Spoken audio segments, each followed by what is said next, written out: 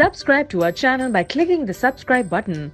Click the bell button and enjoy the latest uploads from our channel. Colby Gideon / courtesy of Government Press Office / handout via Reuters Australia, like the US, will not fund the Palestinian Authority until it can be sure the organization has ceased funding terror. The Palestinian Authority financially rewards terrorists and their surviving family members. The international community is finally speaking up. There's a lot of negative things one could say about President Donald Trump, but that he is unwilling to break with convention is not one of them. In basically every political conversation, Trump has signaled his readiness to try new approaches to old problems.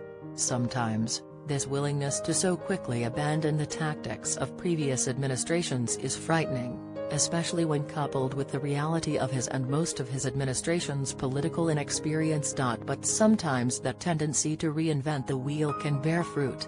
When it comes to the Israeli-Palestinian conflict, this administration has certainly departed from the tactics that dominated during the Barack Obama years. Trump has not achieved peace in the Middle East, nor has he solved the Israeli-Palestinian conflict. Far from it. Nothing he or his team has thus far done seems especially brilliant or especially likely to work in establishing the long-sought but eternally elusive peace. But we've seen decades of failed efforts led by the greatest minds of several generations. At this juncture, it can't hurt to throw out old assumptions and start fresh. In March, when Trump signed the Taylor Force Act into law, he made clear that U.S. assistance comes with certain conditions. The law promises that U.S. aid to the Palestinian Authority will cease until the PA stops financially rewarding terrorists and their surviving family members. Conventional wisdom said the U.S. needed to aid the PA as much as possible, lest the body collapse, leaving a vacuum that could easily be filled by the more openly radical Hamas. The concern is a valid one, but so is the concern that in funding the PA, the U.S. was essentially subsidizing terror against Israeli civilians. When Trump signed the bill, it seemed unlikely that other countries would soon follow suit.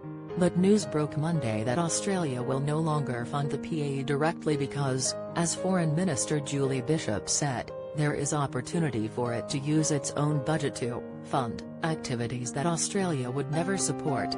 The message from the US and Australia couldn't be clearer. Aid is not unconditional, and unlike the PA, our government does not reward terror. More countries should follow suit, hammering home the message that the international community can and will support